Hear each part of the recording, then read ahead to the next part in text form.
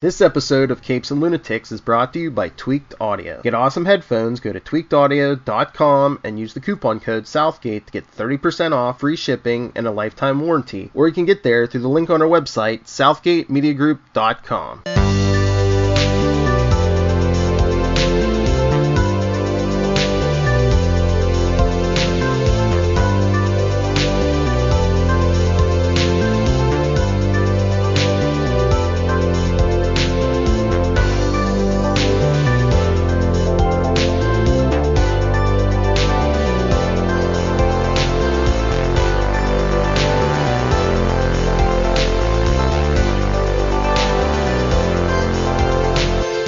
Avast me hearties, and welcome once again to Full Stream Ahead!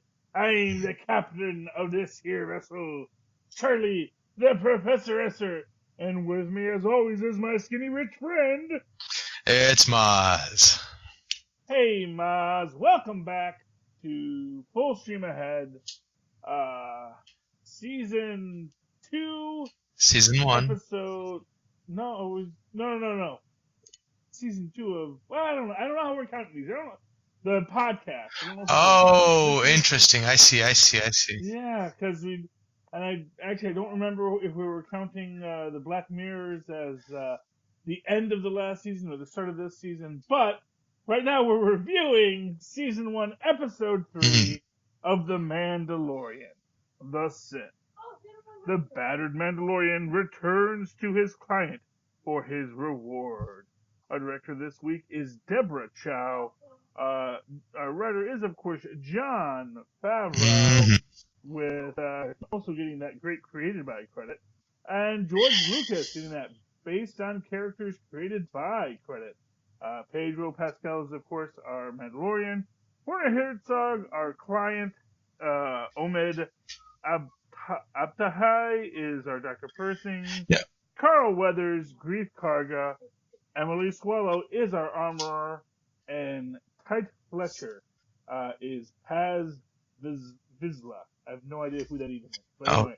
Tate Fletcher is a former UFC fighter. Okay. Well, yes, I did not know that, but I also do not know who Paz Vizsla is. Right. I was wondering when you said that, because I didn't think I saw him in the episode. That's a face I thought I would recognize, but that's interesting. Well, he might be under, prosthetic. Oh, that's fair. That's fair. Oh, what a fun episode this was. Oh, this was great. This is,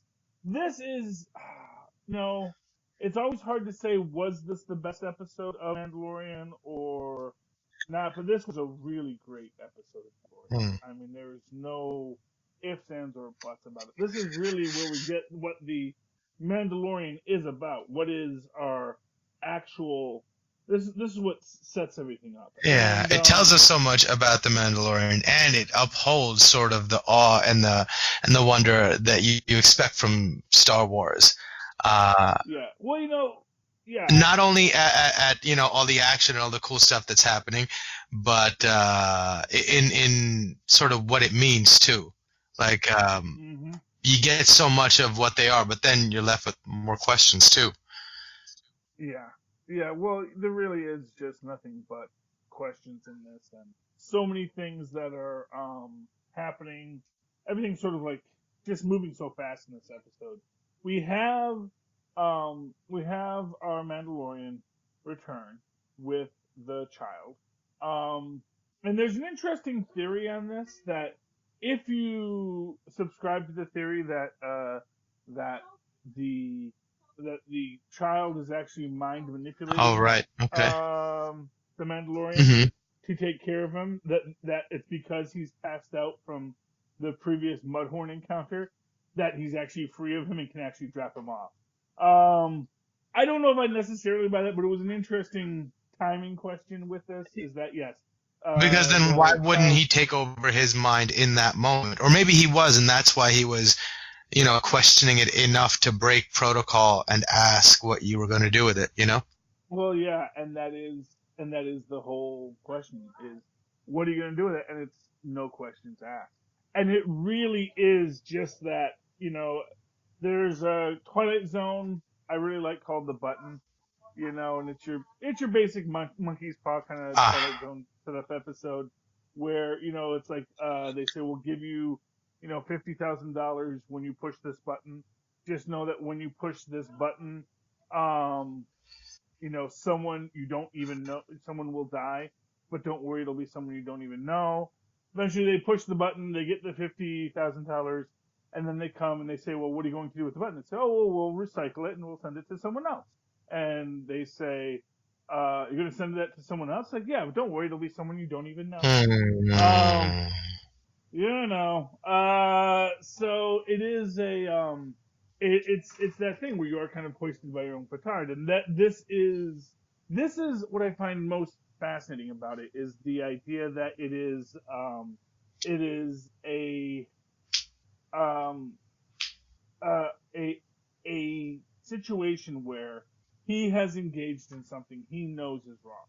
And I think everyone, they're bounty hunters. But this is, and again, this is this weird question, is it really a child?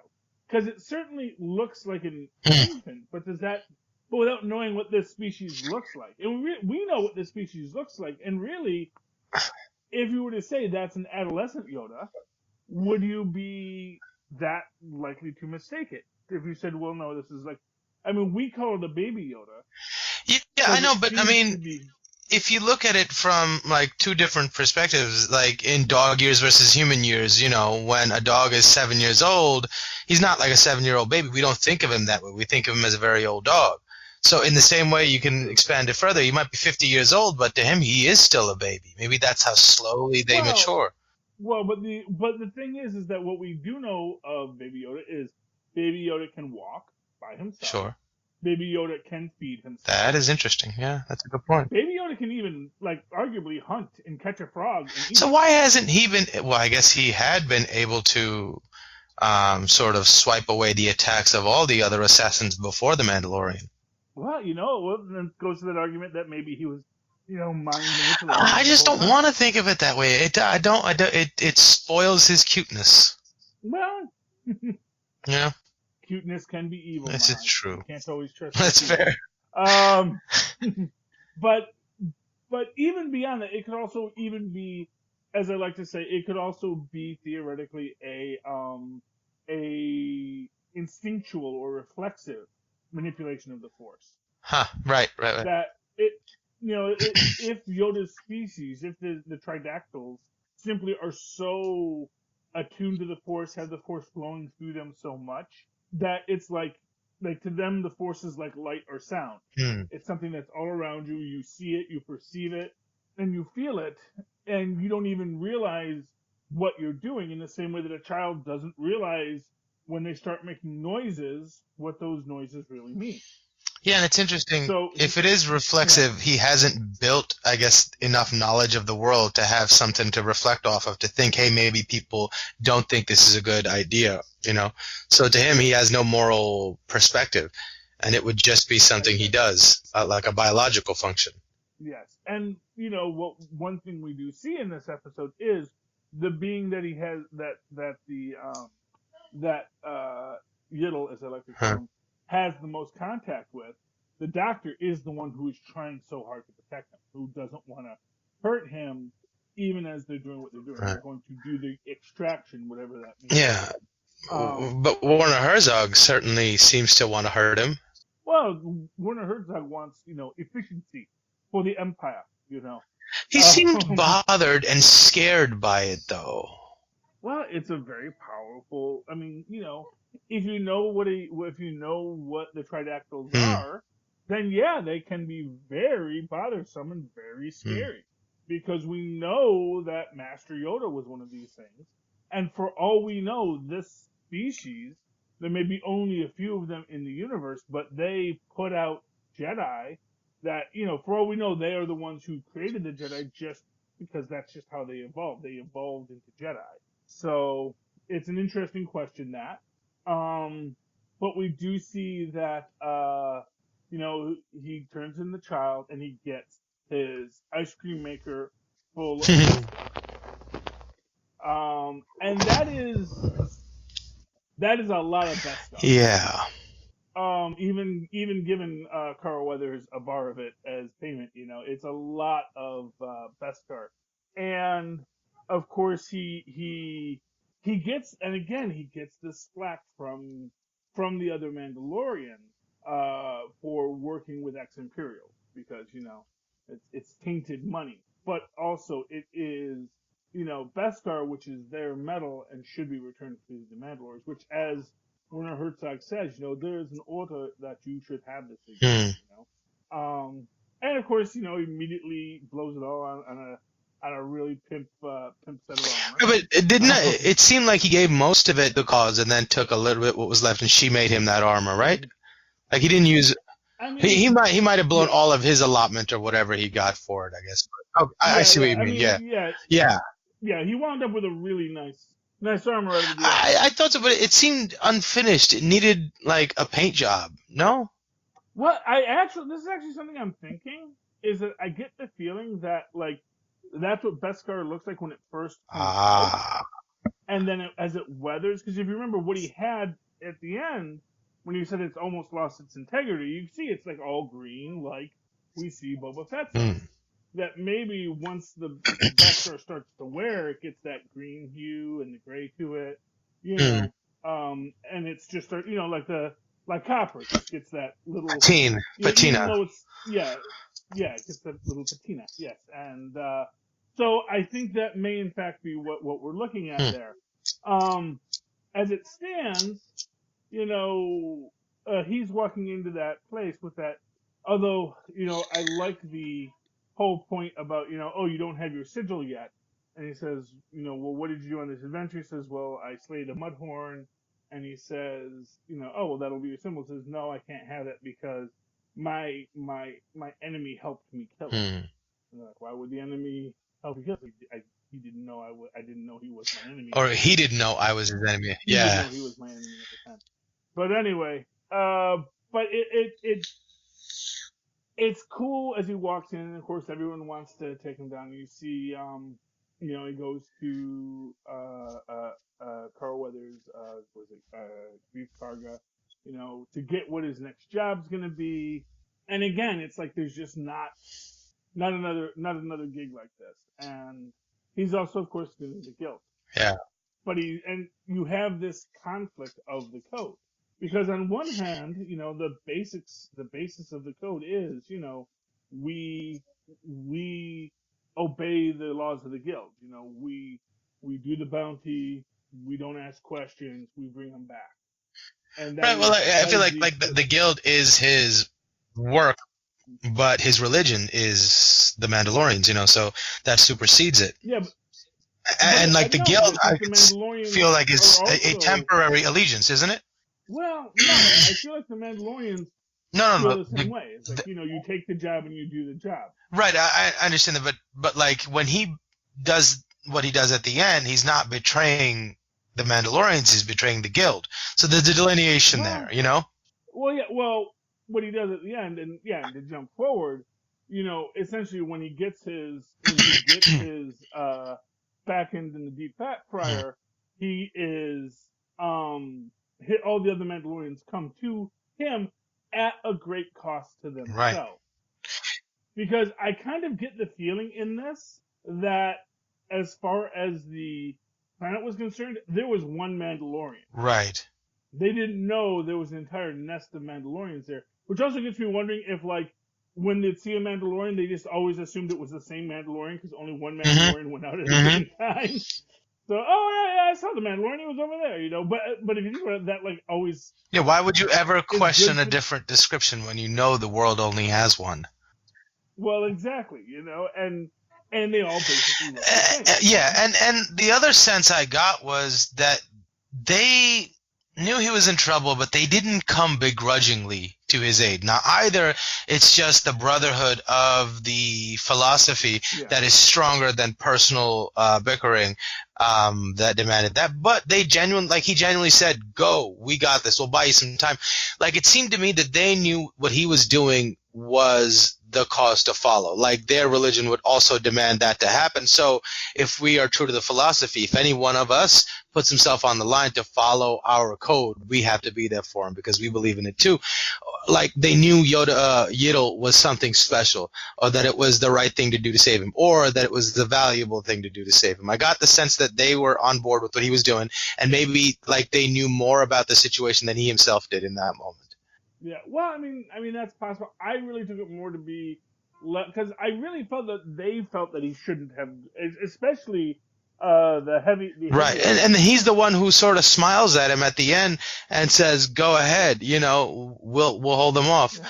And so it was like completely that little bickering didn't matter. This is something with much more weight.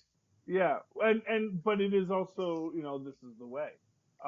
Which is just such a beautiful line. Too. Right, but yeah, that's what I'm trying to figure out what it means in this moment, Well, but because to me, when John, because again, like I said, the heavy armor Mandalorian, played by Jon Favreau, tells him, Oh, that was Jon Favreau? We take a job, we do the job, That's what we do. He when he goes back to get him, he is specifically admonished against it, Right. I feel they tell him, we do the job. Right, but this leads me to my next question. What is a foundling? A foundling is a non-Mandalorian or a child not raised in the Mandalorian who's an orphan, essentially. So a foundling is an orphan that is brought into the Mandalorian culture because they don't have anywhere else to go. Right, so that's what made me think that what was the moment there, that's what was happening, is that the Yiddle is, they consider him a foundling. And they keep saying, we must protect the foundlings, that is the way. And so maybe that was something like a sacred duty, like if you notice this situation, we protect the foundlings. And so, like, he saw power in that little child, and they were like, "Oh, he doesn't have his, signet yet. He found his foundling already, and this is, our religion. We gotta go protect the foundlings. That's the future of the Mandalorians." So that's what I thought was happening in that moment. That they got that he finally found his foundling, or something. I don't know, or that was another foundling. I can see how you can absolutely see it both ways. Like to me, it's more about that the brothers of blood are thicker than anything else. That it doesn't matter if we disagree with what you did. You still, no one still crosses a Mandalorian while a Mandalorian's around. If you come after a Mandalorian, you're coming after all the Mandalorians. Yeah. And at our cost to ourselves, we're going to go stand up and say, no, there's not going to be nobody corners a Mandalorian when there's another Mandalorian. So that's my take on it. And we get actually this lovely scene when he gets like sent off by the other Mandalorians with their jetpacks. Yeah. And he's like, I got to get me. Yeah. But no, I really liked. Regardless of how you want to see the scene, whether they're coming for the Mandalorian, whether because it's just the Brotherhood and this is the way. Yeah. And, what they say is this is the way, regardless. Yeah. For whatever reason that they're coming back because that is their way. And, it might even be a little bit of column A, a little bit of column Yeah. A little bit of column A because you're a Mandalorian and we protect Mandalorians regardless. And it could also be because, you're protecting a foundling and this is also part of the way. I do think that is important because we get this idea of the Mandalorians having this really deep and beautiful culture. Episode 3. I heard you talk about armor and turning green and stuff. Yeah, about how the armor turns. Well, that's my theory, that the armor eventually starts to turn green once it weathers. Because you see, when he gets the brand new armor, it's all shiny.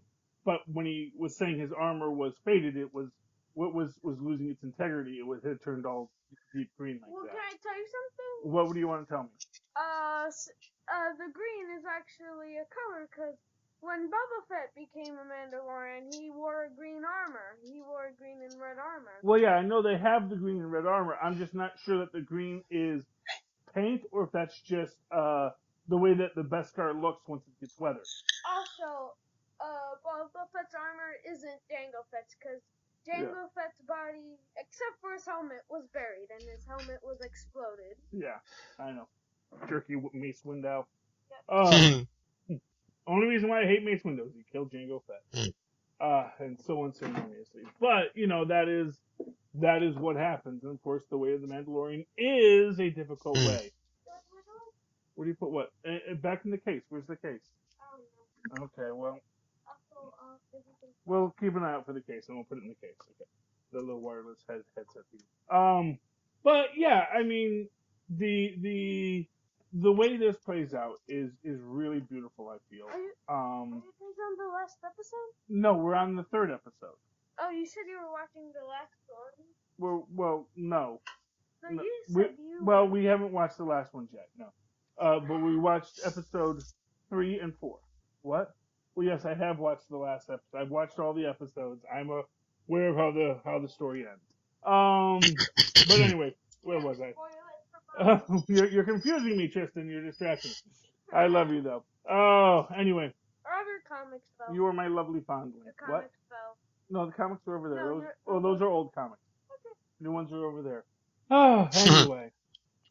Where was I? Yeah. Prior to this whole battle, well, and of course I do like, he gets his, what do they call it? The singing bird. That's his new weapon. Which we get to see do, and it's like all the tiny little homing rockets, tiny little minuscule mini rockets, homing mini rockets, great for multiple attackers. Yes, and he does really clean out those force rockets. Yeah. You really gotta, Tristan, as Tristan has said several times, he often feels bad for these stormtroopers because they cannot catch up. Yeah. They are, they're just regular old people, and they keep on. They're dying horribly. But as we're watching this, he gets his armor, and everyone is looking at him when he comes in with the armor. Right. Because it is such it clearly looks different, and everyone is like very jealous because he got the big. It's very gaudy. Yeah. Well, it's the first time he has it, and it is like you said, a whole brand new Beskar armor. Yeah.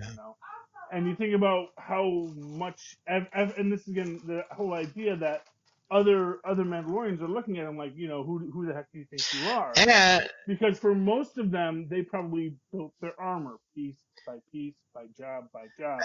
He gets one job, and now he's got a brand new complete. Well, that, and this is also the job that they were all aiming for. They sort of had an idea of what the payout was going to be. I guess they didn't know it was going to be that much, but this is the job they were all also on, and he beat them all. I don't think any of the other Mandalorians were on the list.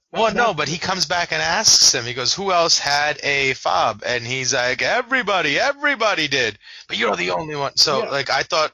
But every other guild member. Right. They only think there's one Mandalorian on the planet. Right. No, but I mean, wasn't that bar only filled with guild members though? Yeah, but yeah. So they were. But among the other Mandalorians. Oh.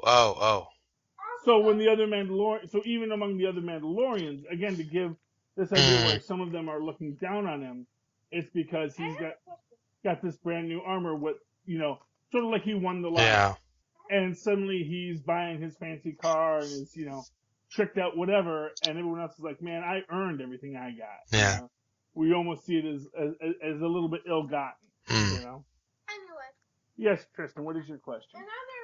Another reason why they didn't like him was because he was using Imperial credits and not Imperial credits. He was using Beskar that was stolen from Mandalore and smelted in the Imperial. Imperial Beskar. Yeah, well, Beskar that was smelted in an Empire forge, but that had been stolen from the Mandalorian. Can I say something weird? What is weird? If the Mandalorians hate the Stormtroopers, my question is, in the Clone Wars, they have such a thing as Imperial Mandalorians when the Mandalorians are taken over by the Empire. Yeah, well, there were probably some Mandalorians who decided to work with the Empire, just like anybody else. That's enough chips, Tristan. Okay. Put the rest away. He's having his dessert now. Yeah, but but this is the thing with this, and it really is just such a powerful episode with what the Mandalorian has to go through, both in giving up the child and realizing what he's doing when he does it, and then at the end when he has to go back and make right of it, and really put himself and his entire group of fellow Mandalorians at risk. That it's such a thing he's had to go through here. He's had to let it happen and hope that it all works out. And I don't think it's I don't think by the end of this that we know it's going to work out. He certainly hopes it does, and he hopes that all of the other Mandalorians are going to be okay, but he has no reason to think that. I have a question. Except for the fact that they're all Mandalorians. Right. Mandalorians can handle themselves. I think. I have a question. What is your question, Tristan? It's about a Mandalorian time. Boba Fett did work. Come closer so they can hear you. Boba Fett did work. Come closer so they can hear you. Come on. Ask the question. Okay. Boba Fett did work with the Empire a lot. So does that kind of make him a bit like a Imperial Mandalorian? Well, yeah. So he would have been a Mandalorian who took jobs with the Empire when the Empire was strong. Which a lot of Mandalorians probably did. Although honestly, most of what Boba Fett did with the Empire was after. There's only he only interacts with the Empire once in Empire Strikes Back. Aside from that, he's strictly working with Jabba. It's only in the expanded universe that he is actually working with the Empire. Yeah, and actually, in many of those cases, not even that, he actually is sometimes as likely to be going up against the Empire as to be working with them. Once he actually fought Darth Vader. Yes, I know. That's a very good book. I actually have that book somewhere. The Darth Vader versus Boba Fett storyline. It's really good. What? Do Mandalorians choose where their flamethrowers? The Mandalorian and Boba Fett have theirs on here, but I think Boba Fett has his on too. Yeah, well, they probably depends on what your armorer sets up or anything like that. One of my favorite. I've lost my train of thought. Anyway, but yeah, so that is into that. The Mandalorian and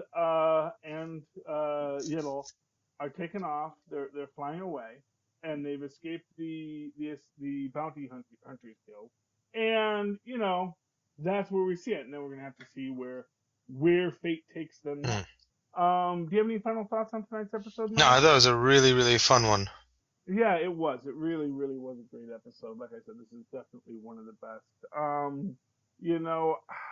I really feel that this is the episode this is the inflection point for this series. This is when it went from being just, oh, look at how cute Baby Yoda is, to being, look how awesome the Mandalorian is. It's really when the Mandalorian retakes his show back, Right.